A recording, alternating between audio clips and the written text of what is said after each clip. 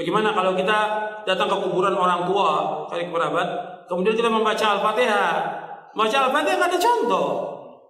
Al-Fatihah untuk orang mati nggak ada contoh dan nggak akan sampai. Imam Syafi'i mengatakan demikian. Sebagaimana dikatakan oleh Al-Hafidz Ibnu Katsir ketika menafsirkan ayat dalam surah An-Najm ayat 39, wa an laisa lil insani illa ma sa'a. Seseorang tidak akan mendapatkan apa yang diusahakan. Kata Ibnu Katsir bahwa Imam Syafi'i berpendapat bahwa nggak bisa orang mengirimkan bacaan atau pahala kepada orang, nggak bisa, nggak akan sampai. Masalah ibadah kembali kepada masing-masing orang. Jadi Al-Fatihah nggak sampai. Begitu juga yang lainnya, bacaan Al-Quran. Kadang-kadang orang sudah meninggal dibacakan Quran. Orang disuruh membaca Al-Quran di mana? Di rumah. Terutama surah Al-Baqarah, di masjid baca Al-Quran, bukan di kuburan. Al-Quran ini diturunkan oleh Allah untuk ancaman kepada siapa? Orang hidup, orang mati. Di surah Yasin ayat 70 Allah berfirman, liyunzira man kana hayyan wa yahiqqal qawlu 'alal kafirin. Bahwa Al-Quran diturunkan Allah untuk mengancam orang yang hidup, hayyan, orang yang hidup, bukan orang mati. Kok orang mati dibacakan Quran? Manfaatnya apa? Enggak ada manfaatnya. Disuruh kita baca Al-Quran di rumah kita. Kata Nabi, la taj'alu buyutakum maqabira inna syaitana yanfiru minal baiti alladhi tuqra'u fi suratul Baqarah. Jangan kamu jadikan rumah kamu seperti kuburan. Sesungguhnya syaitan lari dari rumah yang membacakan surah Al-Baqarah. Enggak ada para sahabat membacakan Quran di kuburan, enggak ada. Kemudian juga mengirimkan Al-Fatihah kepada Nabi juga enggak ada. Ini kan banyak orang setiap hari dari majelis ila hadratin Nabi Al-Fatihah. Dari mana dalilnya? Dari mana dalilnya? Dari mana? Yang disuruh kita membanyakan apa?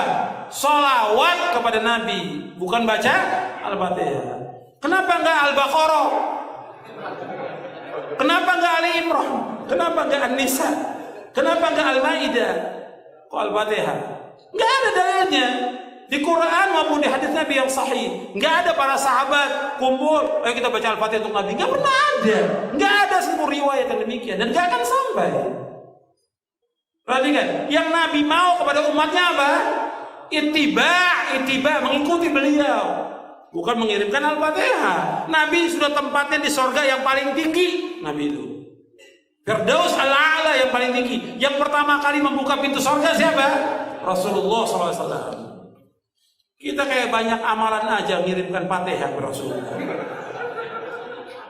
Membahas bahwa Nabi Muhammad tak pernah menganjurkan untuk mengirim Al-Fatihah untuk orang yang sudah meninggal. Apakah betul Pak Ustadz? Apakah ada hadisnya? Kalau ada orang meninggal dunia, hadis pertama, kalau ada orang meninggal dunia, asri'u lahu, cepat-cepatlah kuburkan. Jangan jenazahnya tahan lama-lama. Saya sampaikan sudah ke istri saya, kalau aku mati cepat-cepat kuburkan. Mati maghrib, ba'da isya kuburkan. Bagaimana makam malam? Abu Bakar Siddiq meninggal dimakamkan malam. Tempat kita banyak lampu. Tak ada menggali, carikan ekskavator. Jangan tunggu sampai besok. Sudah saya sampaikan itu. Ini meninggal sore, ditunggulah sampai besok. Kenapa belum jadi kuburkan? Tunggu zuhur. Habis zuhur, anak pula delay pesawat Lion Air 3 jam dari Surabaya. Sampai jam 5 sore, kata sambutan dari RT, RW, tokoh masyarakat, nenek mama, orang Sumando, sadonyo. Panjang cerita. Kalau bolehlah jenazah itu di dalam nokok. Capek dah. Betul enggak. Tak sabar mau ikut ruang interview ujian dia. Nah, cepat-cepat. Setelah kalian kuburkan cepat-cepat, bacakanlah pada bagian kepalanya Al-Fatihah. Pada bagian kakinya ujung surat Al-Baqarah, lillahi ma fis samawati wa ma fil ard. Dalil pertama. Terima kasih Pak. Ini kalau ada air ini makin lama biasanya. Dalil kedua, kata Abdullah bin Umar bin Khattab, anak Umar bin Khattab, dalam kitab Ar-Ruh, murid Imam Ibnu Taimiyah punya murid namanya Imam Ibnu Qayyim Al-Jauziyah, nama kitabnya Ar-Ruh. Kalau nanti aku mati, tolong bacakan pangkal surat Al-Baqarah sampai wa ulaika humul muflihun, dan bacakan ujung surat Al-Baqarah, lillahi ma fis samawati wa ma fil ard. Dalil yang kedua. Maka berdasarkan dalil ini, kata mazhab Syafi'i dalam kitab Al-Majmu' Syarah Muhadzab disebut oleh Imam An-Nawawi, wa in khatimul Qur'an, seelok-eloknya bacalah sekhatam Quran. Kalau tak sanggup sekhatam Quran, bacalah hatinya Al-Quran, qalbul Quran, Yasin wal Qur'anil Hakim, innaka laminal mursalin. Kenapa Pak Imam menangis? Belum dibayar hutang. Nah, tak sanggup membaca Yasin terlalu panjang, Ummul Quran Al-Fatihah untuk almarhum Ustaz Abdul Somad. Al-Fatihah. Sampai tak Pak Ustaz? Sampailah. Dalil sudah saya bacakan. Udah itu tanya dulu. Sampai tak Pak Ustaz? Nah, coba bacakan. Balik lagi enggak? Berarti sampai. Dibacakan dalil tak percaya. Dibacakan logika tak percaya. Tak juga dia percaya, saya tak percaya. Siapa nama lengkap? Nanti kalau kau mati, kebacakan Al-Fatihah. Teman-teman sekalian, ini dimuliakan Allah Subhanahu wa taala. Ziarah itu artinya kunjungan. Ziarah. Jadi saya menziarahi antum, berarti saya mengunjungi antum. Mau kemana Ustaz Adi? Mau ziarah. Mana? Ke Pak Lutfi. Pak Lutfi di mana? Di Lampung. Kan Pak Lutfi masih hidup. Ziarah itu bukan mengunjungi orang yang wafat saja. Ziarah itu bisa diartikan mengunjungi orang yang masih hidup. Bisa. Jadi ziarah artinya kunjungan. Kunjungan. Baik ya? Nah sekarang, bolehkah kita mengunjungi orang yang sudah wafat? Boleh. Apa yang dikunjunginya? Kuburnya. Makanya ada istilah ziarah kubur. Mengunjungi orang yang wafat dalam kuburnya. Apa yang dilakukan? Mendoakan mereka. Jadi Nabi bahkan mengatakan, silakan. Lihat-lihat. Kuntu nahaitukum an ziyaratil kuburi fal'ana fazuruha. Itu dalilnya. Dulu saya pernah larang Anda untuk ziarah kubur. Dulu itu saat iman lemah. Ada kebiasaan di jahiliyah, kalau ada orang meninggal, itu mereka meratap-ratap untuk menunjukkan bahwa orang ini orang baik.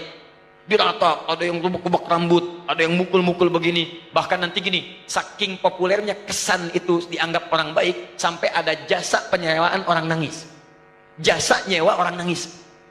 Jadi kalau ada dikenal orang buruk misalnya, disewa nih berapa orang rombongan untuk nangis saja, nangis terus meratap-ratap. Ada itu zaman jahiliyah.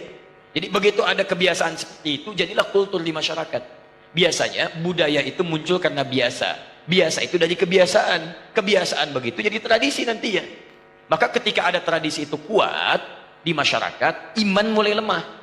Di awal-awal iman masih lemah maksud saya. Karena masih lemah, belum ada penguatan tauhid yang kuat, muncul kebiasaan itu, maka dilarang oleh Nabi sallallahu alaihi wasallam untuk sementara waktu ziarah kubur. Larangan datang.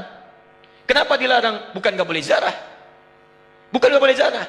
Larangannya karena dikhawatirkan ketika ada yang meninggal, tradisi tadi lebih kuat daripada awal-awal keislaman, muncullah seperti itu. Sehingga maaf, iman yang seharusnya muncul, teman-teman sekalian, itu terhenti, terbatasi oleh nilai-nilai tradisi yang tadi. Maka setelah imannya kuat, paham bisa membedakan, mana doa, mana diskusi, mana ceramah, mana ngobrol, ya kan? Mana kemudian teman-teman sekalian bisa mendoakan dengan baik, mana yang bisa meningkatkan iman, mana yang bisa mengurangi iman. Dari situlah kemudian, ini yang paling menarik, muncullah sabda Nabi, kuntu nahaitukum an ziyaratil kuburi. Dulu saya larang kalian ziarah kubur karena dikhawatirkan kalian meratap, minta-minta pada yang tidak baik. Fal'ana fazuruha. Sekarang ziarahi. Di ziarah kubur itu hukumnya boleh. Sekarang antum katakan, saya ingin ziarah Wali Songo. Boleh. Apa yang dilakukan saat ziarah itu? Turunkan lagi hadis-hadis nabinya. Doakan mereka. Apa doanya? Salam dulu. Assalamualaikum ya ahlad diyar. Minal mu'minina wal mu'minat. Wal muslimina wal muslimat. Wa nahnu insya'allahu bikumul lahiqun. Ziarah. Bahkan antum kepada Nabi. Ke Madinah, ziarah. Begitu setelah selesai sholat Raudhah, antum lewat Babu Salam, lewat itu kan ziarah.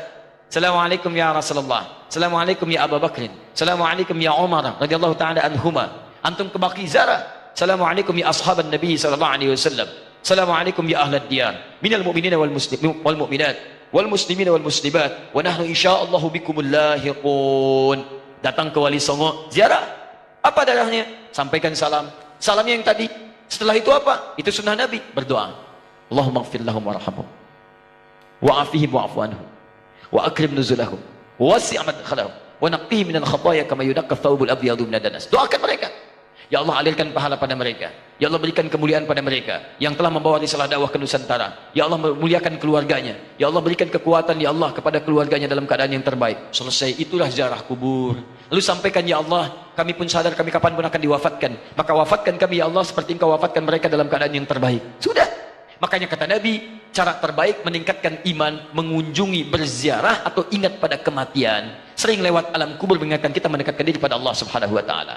Yang tidak boleh, maaf, minta-minta di kuburan. Pegang nisan, kan? Pak, tolong, Pak, cucu saya mau lahiran, tolong. Makanya saya datang ke sini. Antum ngapain datang ke situ? Yang di situ saja nggak bisa keluar. Antum itu kayak yang di situ. Nah, itu yang tidak tepat. Jadi yang dilarang itu minta-minta pada yang tidak dibenarkan. Kalau zarahnya nggak ada masalah. Lalu bagaimana kemudian menyikapi yang seperti ini? Antum bikin zarah. Cari ustaz yang bagus. Datang kemudian, di situlah diadakan taklim. Terangkan, ini loh risalahnya. Saya pernah itu, ya, tur jejak Islam di Nusantara. Bukan Islam Nusantara, jejak Islam di Nusantara. Beda antara Islam Nusantara dengan jejak Islam di Nusantara. Kami susuri Pak, sampai ke Aceh Pak. Aceh, dari Aceh. Kami kunjungi makam Syekh Abdul Rauf As-Singkili. Datang. Terus saya terangkan taklim dulu. Syekh Abdul Rauf itu masuknya ke Aceh seperti ini. Kemudian menyampaikan begini, risalah Islamnya begini. Setelah itu kita datang. Mana buktinya beliau ada? Kita kunjungi. Sampai ke tempat makamnya, darihnya, kuburannya. Masuk ke situ kita berdoa. Saya pimpin doanya. Begini cara berdoanya. Sampaikan begini, begini, begini. Sudah, ayo kita pulang. Saya sampai ke Lasem. Untuk menelusuri jejak Islam di Nusantara ke arah wilayah Jawa Tengah sampai ke Jawa Timur. Nah, ujung Jawa Tengah ke Lasem, saya tunjukkan. Ini dulu ada Sunan Bonang di sini. Teman-teman sekalian, nama aslinya ini, asalnya begini, ininya begini. Dari mana taunya? Apakah itu fiktif? Ayo kita lihat. Susuri tempatnya. Ini tempat beliau. Ini tempat awal merapatnya. Ini tempat keluarganya. Ini pas sujudannya. Sampai saya hitung berapa anak tangga sampai ke atasnya. Yang merawat tempatnya itu sampai ke sujudannya. Yang merawatnya namanya Pak Abdul Halim. Begitu antum naik sampai ke atas, sebelah kiri. Di situ antum temukan nanti yang pegang kuncinya Pak Abdul Halim. Ketika bertemu dengan beliau, indah sekali. Pak, ini bukan makam ya.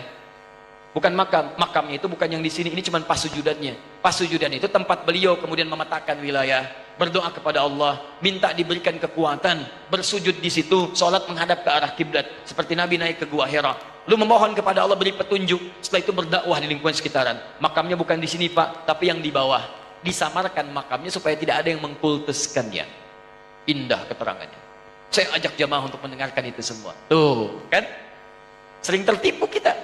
Makanya ditutup tuh pas sujudannya juga supaya tidak ada yang mengkultuskan itu. Cuman lihat ke situ, baik, terangkan. Kalau sudah seperti itu enak taklim kitanya. Di sejarahnya paham, ada tokohnya, ada bekasnya, kemudian kita mendoakan, setelah itu kita pulang, selesai.